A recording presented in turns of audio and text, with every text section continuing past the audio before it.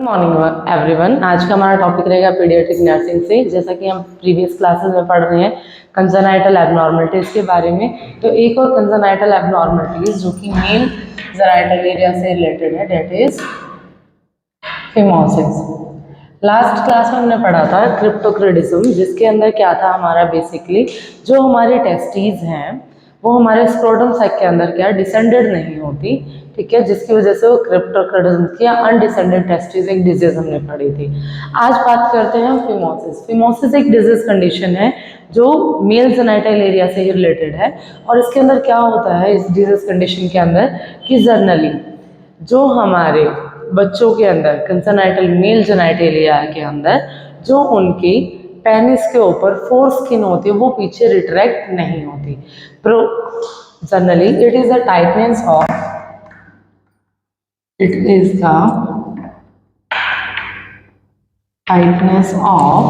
Generally किसका prepuce is called for the foreskin on the penis. Penis के ऊपर जो हमारी फोर स्किन होती है उसको हम प्रीप्यूस भी बोलते हैं of the penis,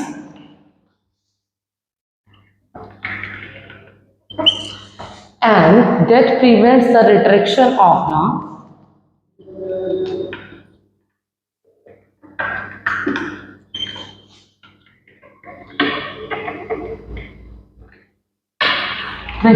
the foreskin over the gland. Skin over the gland. Generally क्या होता है फिमोसिस एक ऐसे डिजीज कंडीशन है जिसके अंदर जो हमारे पेनिस है, ठीक है, उसके ऊपर की जो फोर स्किन है ये, ठीक है, वो क्या है रिट्रैक्टेड नहीं होती है, वो उसके ऊपर कवर्ड ही रहती है, उसकी टाइटनिंग हो जाती है। और जनरली जो हमारा जिसको हम ग्लैंड पैलेस बोल रहे हैं, अगर हम बात करें तो इस तरीके से होता है, ये हो जाती है हमारी फोर स्किन और ये है हमारा ग्लैंड पैनिस, ठीक है, दैट इज रिट्रैक्टेड, ठीक है। और जो यहाँ पे चीजें ये फोल्ड आया है that is called our prepuce. तो जनरली जो फिमोसिस एक ऐसी कंडीशन है, it is the tightness of the prepuce. Prepuce क्या है, जो हमारी पेनिस के ऊपर फोर स्किन होती है उसकी टाइटनिंग हो जाती है, जिसकी वजह से जो फोर स्किन का रिट्रैक्शन क्या है वो प्रिवेंट हो जाता है हमारे ग्लैंड पेनिस के ऊपर। और ये इस condition is usually congenital but it may B result of an infection. Generally हमारे फिमोसिस की जो कंडीशन है वैसे तो वो क्या है कंजेनाइटल एक डिजीज कंडीशन है, और 50% केसेस के अंदर क्या होता है कि जब पर्सन की एज 1 ईयर तक होती है तो उस टाइम पे 1 ईयर तक की एज तक 50% मेल चाइल्ड्स के अंदर जिनको फिमोसिस की कंडीशन होती है वो फोर स्किन क्या नॉन रिट्रैक्टाइल हो जाती है और वो ट्रीट हो जाती है। वहीं पे 4 साल तक की एज तक के बच्चों में सिर्फ 10% बच्चों में ऐसा होता है कि जिनको ये कंडीशन रहे, और फर्दर कंडीशंस क्या होती हैं, कई बार 1% चांसेस होता है कि फोर स्किन की बैलूनिंग हो जाए। कि वो बैलूनिंग क्यों होती है, जैसे कि हमने बोला कि this condition is usually congenital, usually एक कंजेनाइटल डिजीज कंडीशन है। बैलूनिंग कब हो जाती है, क्योंकि फोर स्किन क्या वो रिट्रैक्टाइल नहीं हो रही है, और वो रिट्रैक्ट नहीं हो रही है जिसकी वजह से क्या है ग्लैंड पेनिस की क्या है हाइजीन प्रॉपरली मेंटेन नहीं होती। जब ग्लैंड पेनिस की हाइजीन प्रॉपरली मेंटेन नहीं होगी तो वहाँ पे क्या होगा इन्फेक्शंस बनने शुरू हो जाएंगे, और उस इन्फेक्शन की वजह से क्या है जो हमारी फोर स्किन है उसके अंदर क्या है स्वेलिंग आ जाएगी, ठीक है, जिसकी वजह से क्या वो टाइटनिंग क्या और ज़्यादा बढ़ जाएगी और वो डिजीज कंडीशन क्या है थोड़ी सीवियर हो जाएगी, ठीक है। क्लियर हो गया। तो फिमोसिस क्या है, जैसे क्रिप्टोक्रेडिज्म के अंदर क्या था कि जो हमारी अनडिसेंडेड टेस्टिस थी कि हमारी टेस्टिस स्क्रोटम के अंदर क्या है अपने टाइम पीरियड तक नहीं आ पाती है, प्री मैच्योर बेबीज में कंडीशन पाई जाती हैं। उसी तरीके से 1 साल तक की एज तक 50% मेल चाइल्ड में चांसेस होते हैं कि उनको फिमोसिस की कंडीशन होती है, लेकिन 1 साल तक की एज तक जैसे जैसे फोर स्किन को हम पेनिस एरिया को क्लीन करते हैं, हमारे ग्लैंड एरिया को क्लीन करते हैं, तो रिट्रैक्टाइल होते होते क्या हो जनरली अपनी कंडीशन में आ जाते हैं। लेकिन अगर हम हाइजीन प्रॉपरली मेंटेन नहीं करते हैं, चीज़ों को प्रॉपरली डील नहीं करते हैं, तो समटाइम्स अनहाइजीनिक एरिया की वजह से इन्फेक्शन डेवलप हो जाता है, और इन्फेक्शन डेवलप होने की वजह से क्या है, कंडीशन क्योर नहीं होती। अब अगर हम बात करें इसके कॉजेस की कि हमारे कॉजेस क्या क्या हो सकते हैं, जनरली तो वैसे ही कंजनाइटल डिजीज कंडीशन है। उसके बाद जो फर्दर चीज़ है डेट इज इन्फेक्शन, जैसे मैंने बताया कि हम प्रॉपर हाइजीन मेंटेन नहीं करते हैं। देन उसके बाद रिपीटेड फोर स्किन इन्फेक्शन हो रहा है, रिपीटेड फोर स्किन का infection. Repeated four skin infection में क्या हुआ कि पर्सन को हाइजीन प्रॉपरली मेंटेन नहीं हो रही है, ठीक है, या जर्नल क्या हुआ, फोर स्किन के अंदर ग्लैंड पेनिस का एरिया क्या स्किन लगनी शुरू होगी, जिसकी वजह से वहाँ पे स्कार बन गए, और वो स्कार फॉर्म होने की वजह से क्या है, हमारी जैसे ही हमारी स्किन क्या है रिट्रैक्टाइल होती है तो हमें क्या प्रॉब्लम होनी शुरू हो जाती है। जैसे उसको रिट्रैक्ट करते हैं या फोर्सफुली रिट्रैक्ट करते हैं तो जिसकी वजह से कुछ ना कुछ ब्लीडिंग या पेन वहाँ पे हो जाता है और स्वेलिंग आ जाती है, तो उसकी वजह से क्या वो फोर स्किन का रिट्रैक्शन होने की वजह से रिपीटेबल क्या है हमें इन्फेक्शन वहाँ पे हो रहा है, तो ये भी एक कारण हो सकता है। उसके साथ साथ नेग्लेक्टेड हाइजीन बिकॉज वो एक सेंसिटिव एरिया है, और मान लीजिए हमने किसी भी बच्चे ने यूरिन पास आउट किया और यूरिन पास आउट करने के बाद हमने ग्लैंड एरिया को क्लीन नहीं किया। अगर हम ग्लैंड एरिया को क्लीन नहीं करेंगे तो उस कंडीशन में क्या होगा कि इन्फेक्शन, क्योंकि ऑब्वियसली यूरिन के अंदर कुछ ऐसे माइक्रो ऑर्गेनिजम्स होते हैं जिसकी वजह से हमें कुछ बर्निंग सेंसेशन फील होती है, तो ग्लैंड एरिया के अंदर क्या है वो इन्फेक्शन की वजह से वो माइक्रो ऑर्गेनिजम्स क्या है डेवलप्ड हो जाएंगे।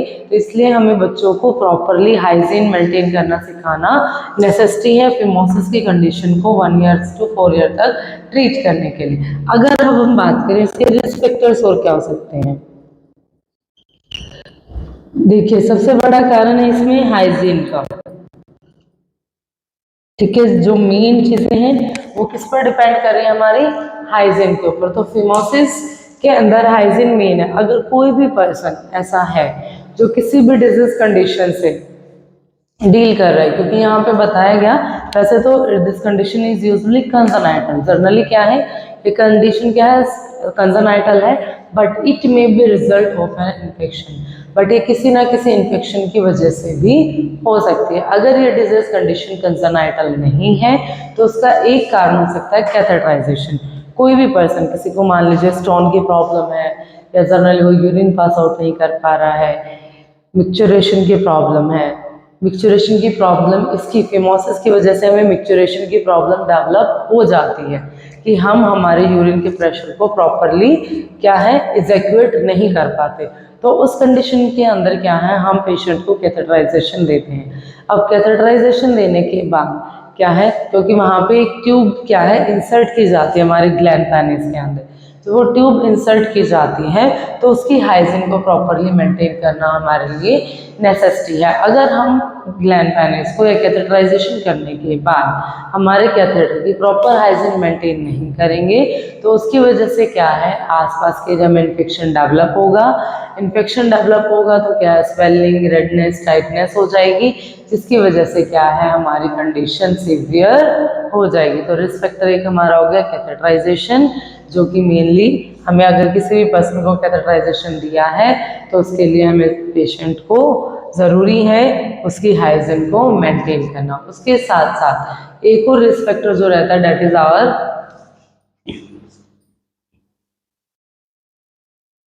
क्रॉनिक बेलेनोपोथोसिस।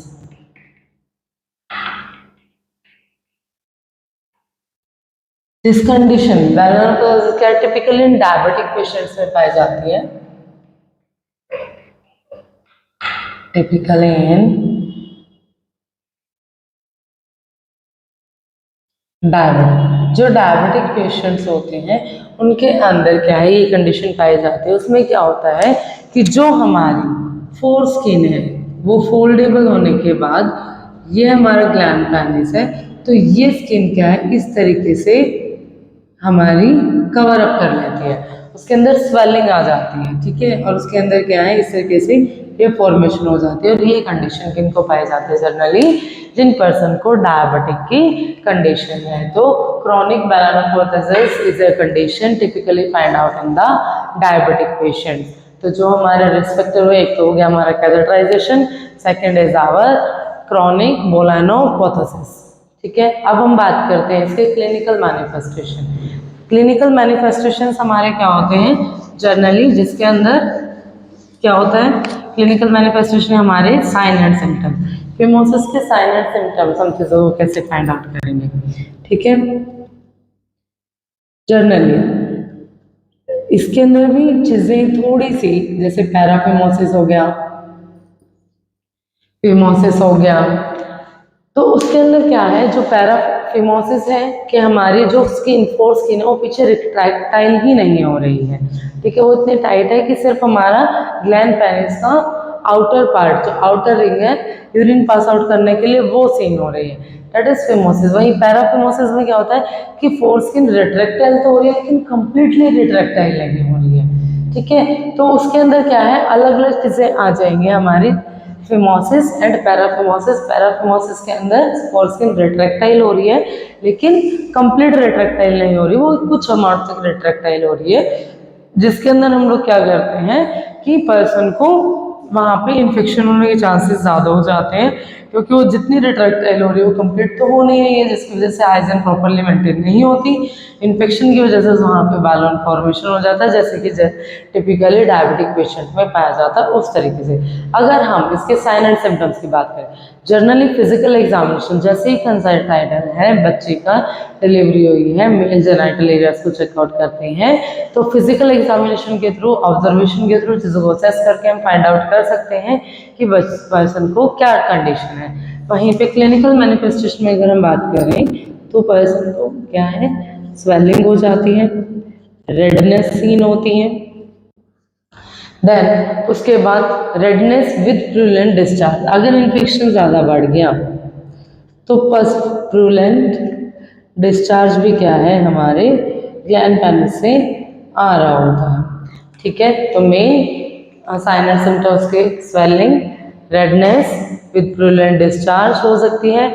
एडेंशन में भी scene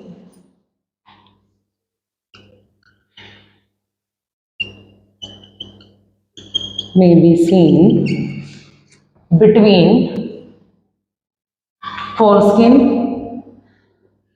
between the inner surface, between inner surface of prepuce and gland। अब प्रीप्यूस हमें पता है, इनर ये हो गया हमारा फोरस्किन रिट्रैक्टाइल, दैट इज प्रीप्यूस, ठीक है। ये हमारा ग्लैंड पेनिस है, तो इसके अंदर जो इनका इनर पार्ट है, ये पोर्शन, इस पोर्शन के अंदर क्या है, इन्फेक्शन डेवलप हो जाता है। यहाँ पे क्या है, यहाँ पे माइक्रो ऑर्गेनिजम्स क्या है, डेवलप हो जाते हैं, जिसकी वजह से स्वेलिंग एंड रेडनेस हो जाती है और वहाँ से प्रूलेंट डिस्चार्ज भी हो जाता है। अगर हम बात करें यहाँ पे चीज़ें, फिजियोलॉजिकल फिमोसिस भी हो सकती है और पैथोलॉजिकल। फिजियोलॉजिकल फिमोसिस क्या होगा कि चीज़ें हेल्दी हैं और अनस्कार्डेड हैं, जैसे कि जो कंजनाइटल डिजीज कंडीशन में होता है वो फिजियोलॉजिकल है, क्योंकि चीज़ें क्या है, हेल्दी है और अनस्कार्डेड है, किसी तरीके का इन्फेक्शन वहाँ पे प्रेजेंट नहीं है। लेकिन वहीं पे अगर हम बात करें पैथोफिजियोलॉजिकल फिमोसिस की, पैथोलॉजिकल फिमोसिस के अंदर क्या होता है कि जो स्कार्ड है और हमने हमारे एरिया को, ओरिफिस को प्रॉपरली क्लीन नहीं किया, उसकी हाइजीन को प्रॉपरली मेंटेन नहीं किया, जिसकी वजह से वहाँ पे जर्म्स क्या है, डेवलप्ड हुए हैं। उस एरिया के अंदर जर्म्स डेवलप्ड होने की वजह से हमारे फोरस्किन के अंदर, प्यूसेस के अंदर क्या है, स्वेलिंग आ गई, रेडनेस होगी। स्वेलिंग और रेडनेस आने की वजह से क्या है, हमारी फोरस्किन क्या है, वो टाइटनेस आ गई उसके अंदर, जिसकी वजह से फिर वो रिट्रैक्टाइल नहीं हो रही। ये हो जाता हमारा पैथोलॉजिकल फिमोसिस। तो phimosis, physiological phimosis, it's a congenital disease जिसमें स्किन क्या है वो जन्मजाति रेट्रैक्टाइल नहीं हो रही है। टाइमली वो चीज़ें क्या है 50% केसेस में तो क्या होता है 1 साल तक की एज तक वो ट्रीट हो जाती हैं, और फर्दर 40-30% केसेस में और क्या है 4 ईयर्स तक की एज तक वो क्या है वो कवर अप हो जाती हैं। ठीक है। और वहीं पे जो हमारा पैथोलॉजिकल फिमोसिस है, पैथोलॉजिकल फिमोसिस की जो meatus with scarred pooling around the plural orifice, because हमने उस रेट्रैक्टाइल फोर स्किन की प्रॉपर हाइजीन को मेंटेन नहीं किया। It may be due to the diabetic condition, it may be due to the catheterization, neglected hygiene condition, repeated coitus की वजह से। Coitus हम लोग बता चुके हैं पहले भी, it is the term use for the sexual intercourse के दौरान हम प्रॉपर हाइजीन या चीज़ों को मेंटेन नहीं करते हैं, तो उसकी वजह से भी क्या हमारी फोर स्किन के अंदर फ्रिक्शन होने की वजह से इन्फेक्शन डेवलप होने के चांसेस रहते हैं। तो जहाँ पे हमारी नेग्लेंसी की वजह से स्कार्ड फॉर्म हो गया या इन्फेक्शन डेवलप हो गया, जर्म्स डेवलप हो गए, तो वो हो गया हमारा पैथोलॉजिकल फिमोसिस, जिसके अंदर हम चीज़ें क्या स्वेलिंग हो जाती है, रेडनेस हो जाती है, और उसकी वजह से क्या है फोर स्किन की में टाइटनेस होगी और वो पीछे रेट्रैक्टाइल नहीं हो रही। अगर हम इसकी बात करें मैनेजमेंट एंड ट्रीटमेंट की, मैनेजमेंट एंड ट्रीटमेंट क्या है, जेंटल और manual stretching of the four skin. Generally जो बोला गया, अगर कंजेनाइटल डिजीज कंडीशन भी है तो हम सिर्फ फोर स्किन को जेनेटाइल मतलब कंजेनाइटल डिजीज कंडीशन में भी जेंटली फोर स्किन को मैनुअली क्या है पीछे क्या करते हैं स्ट्रेच करते हैं, बहुत हार्डली स्ट्रेच नहीं करेंगे, बहुत माइनरली स्ट्रेच करेंगे, जिसकी वजह से क्या है वो धीरे धीरे क्या है अपनी कैपेसिटी को बढ़ाता जाए, और जब हम प्रॉपर हाइजीन को चीज़ों को मेंटेन करेंगे वो चीज़ें ट्रीट हो जाएंगी। तो मैनेजमेंट और ट्रीटमेंट के अंदर सबसे फर्स्ट आ गया हमारा gentle and manual, gentle and manual stretching of four skin. फिर उसके बाद आता है हमारे किसी भी तरह के एंटीबायोटिक्स। अगर एंटीबायोटिक्स कब यूज किएंगे हम लोग, तब हमें कंडीशन किसकी है पैथोलॉजिकल फिमोसिस की। पैथोलॉजिकल फिमोसिस की कंडीशन में क्या है हम लोग एंटीबायोटिक्स का यूज करेंगे, हॉट सॉक्स का यूज करेंगे। उसके बाद फर्दर एल्मा क्रीम्स आती है हमारी जो चीज़ों को ट्रीट करने के लिए यूज की जाती है हमारे फिमोसिस के कंडीशंस को। फिर जो हमारा आता है सर्जिकल ट्रीटमेंट, सर्जिकल ट्रीटमेंट में करते हैं हम सर्कमसिजन। जो हमारा सर्जिकल मैनेजमेंट आती है दैट इज सर्कमसिजन। जब 4 साल की एज के बाद भी फिमोसिस की कंडीशन कंजेनाइटली ट्रीट नहीं होती, तो 6 साल की एज में क्या है हम बच्चे का कौन सा सर्जिकल ट्रीटमेंट करते हैं, डेट इज सर्कमसिजन। और इसके साथ साथ एक और चीज जो हमारी सर्जरी के अंदर आती है that is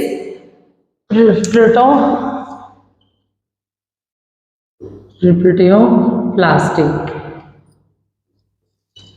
first stage of the surgery is circumcision and the next is prepucioplasty, that is prepucioplasty। Clear हो गया। तो जनरली अगर हम मैनेजमेंट एंड ट्रीटमेंट की बात करें, मैनेजमेंट एंड ट्रीटमेंट के अंदर क्या रहता है हमारा जेंटल एंड मैनुअल स्ट्रेचिंग करते हैं हम लोग फोर स्किन की। फिर अगर हमारे पैथोलॉजिकल फिमोसिस की कंडीशन है तो उसके अंदर हम एंटीबायोटिक्स का यूज करते हैं, हॉट सॉक्स का यूज करते हैं एंड हम एल्मा क्रीम्स का यूज करते हैं।